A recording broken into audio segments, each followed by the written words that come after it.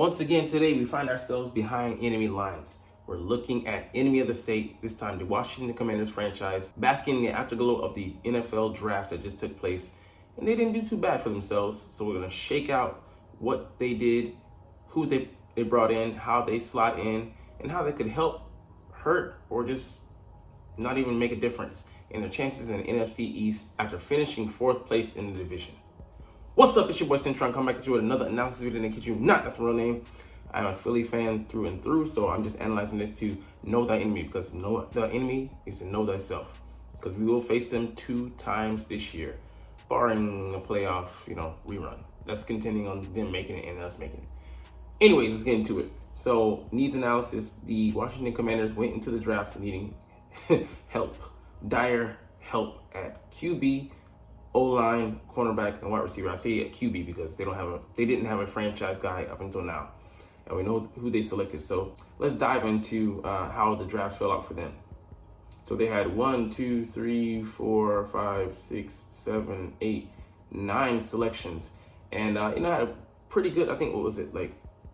1, 2, 3, 4, 5, 6 in the top 100, and they had pick 36 and 40. They traded that to us, made a deal. So it cost a pretty penny to be up there, and they got it for free by virtue of them having a losing season. And they selected at the top of the draft. He was building momentum up until then. It had been Drake May before at the initial onset of the after post free agency period. But Jaden Daniels out of LSU, he picked up steam, and despite his Gumby like throwing motion. Or was that Michael Penix? I forget which one.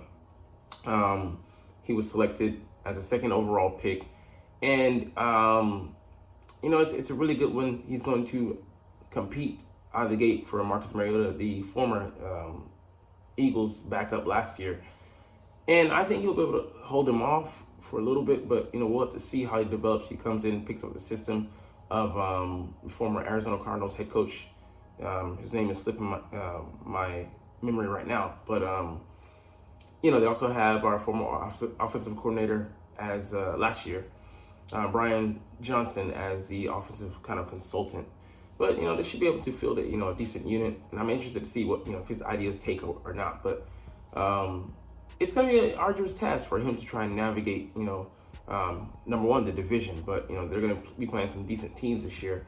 I don't know who they're playing with their 4th place schedule, but it's a big jump from the amateurs to the pros, and he has some decent tools at his disposal, but they're not quite yet there as a franchise ready to compete. So he could take his lumps early and often, but watching his maturation over the season, is it going to be C.J. Stroud, or is it going to be more mirror the Panthers' number 1 pick? We don't know, but the young man has a fighting chance. He has another veteran head coach, and who's getting a second bite of the apple. And Dan Quinn, the former D coordinator there in Big D, Dallas. A lot of cannibalization going on, incestuous in this division. Coaches and players moving here and there. We'll see.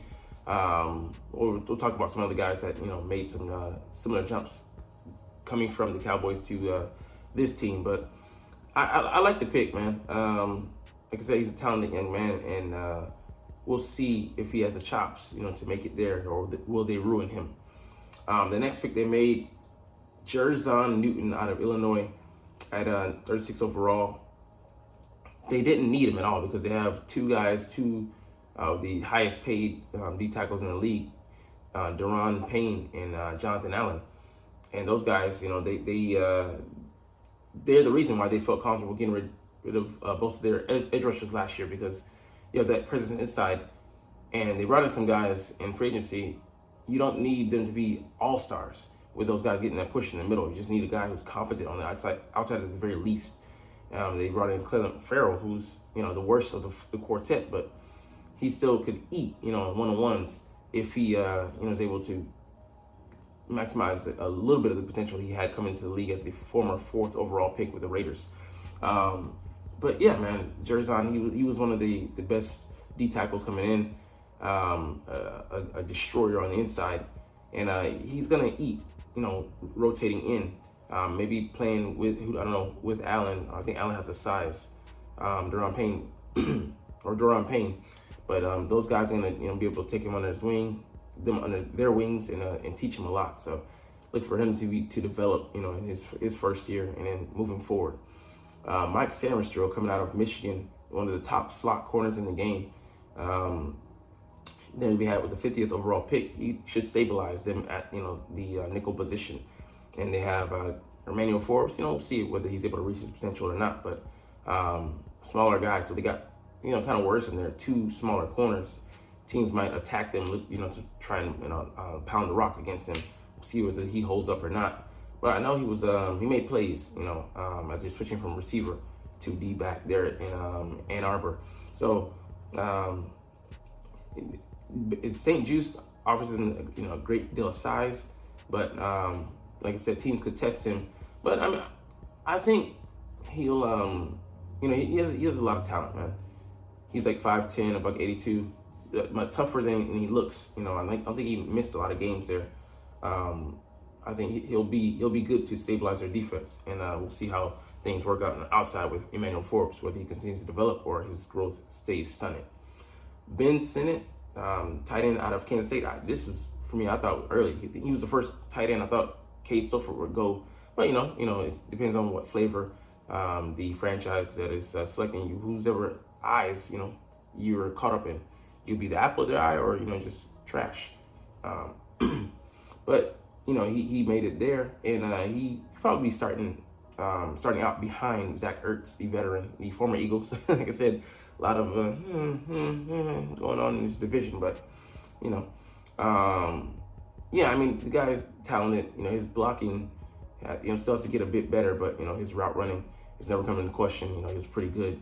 I think he had like a 15-yard average last year, so he's can be pretty explosive. Give them instantly a 1-2 punch, so you like that, and he'll take over maybe later in the course of the year, or at the very least next year, because I think Zach is only signed to a 1-year deal. Brandon Coleman. So I see, on CBS to hear they have him slated at, as the tackle. He's played that in the past, but they most likely have him sliding in at guard.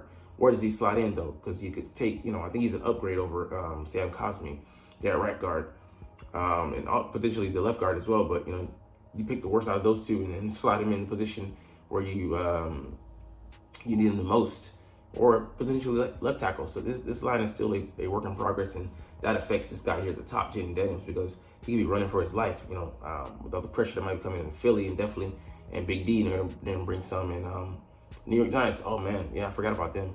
I think they had a 10-7 game with them last year. I forget who won it. It might have been the Giants.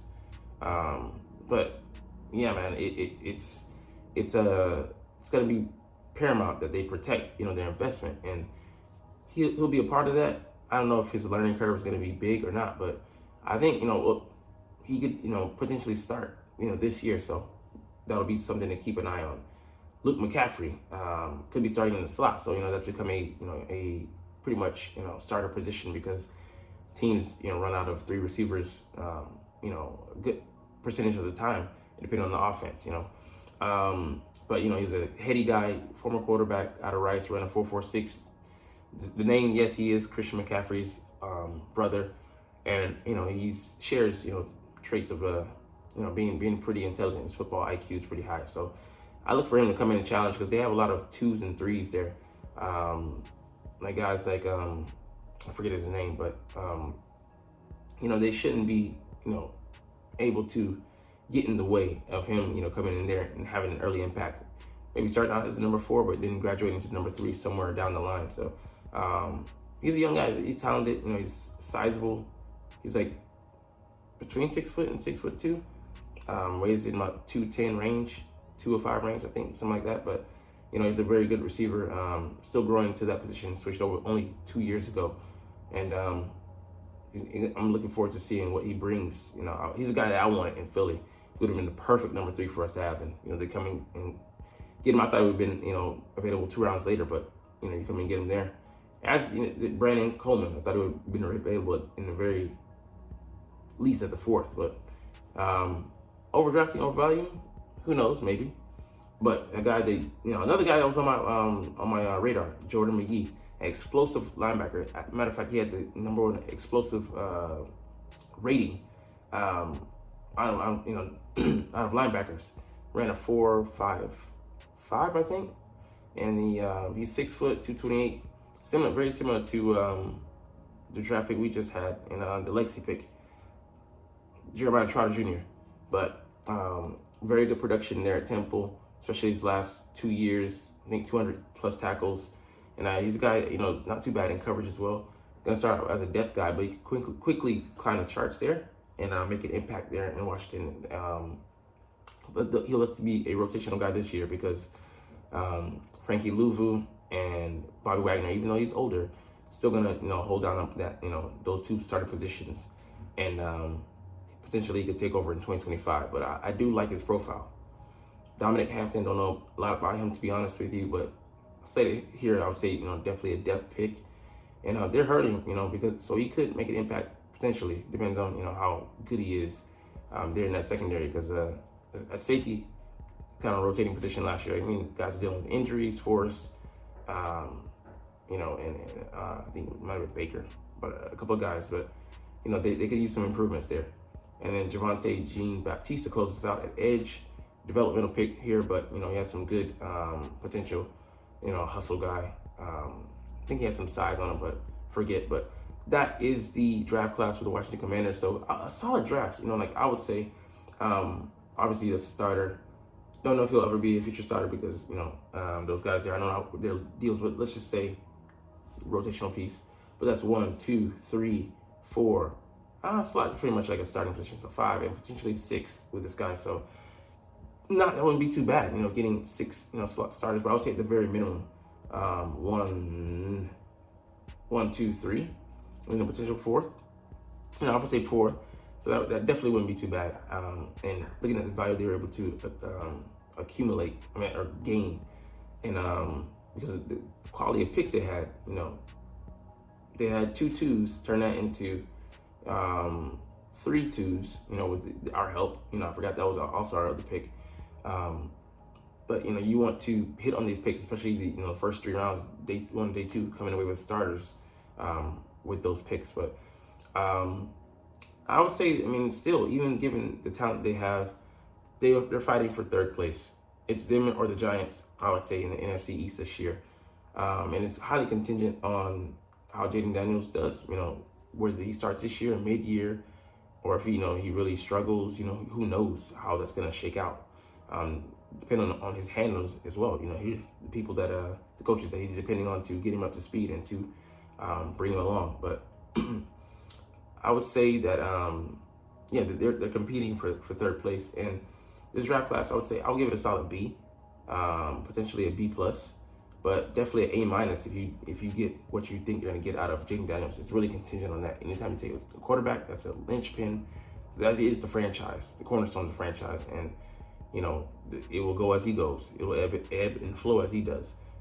If you hit on him, you're set for years. If you miss, you're set back. But, that's all we're going to focus on with the Commanders. We have one more thing with the Eagles, and then we'll get up out of here because that's who I really reps. But a couple of cuts being made already because the Eagles can, every team can field 90 players in the offseason, to cut that down eventually to, the 53, but 70, I think, by sometime in training camp.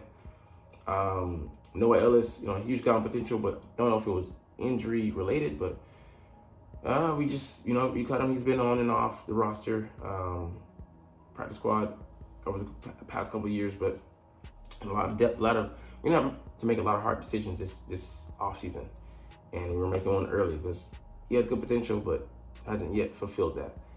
Griffin Herbert, don't even know him, to be honest with you. Tiawan Millen, a guy we brought in last year, but obviously at corner, that's going to be the easiest cut to make because we got too much talent. And Lecitus Smith, it's a good sign. Not for him, but because we have, quite a few guys there, Fred Johnson backing up and some other swing tackles to shake out. But we just signed this guy, Mekhi Becton, huge left tackle, former 1st round pick, 11th overall from the New York Jets, I think maybe 2020. So we'll see how things shake out. But anyways, we're going to get up out of here, man. You're not even watching, but it's all good because I love talking about the Eagles or the division rivals. studying you motherfuckers.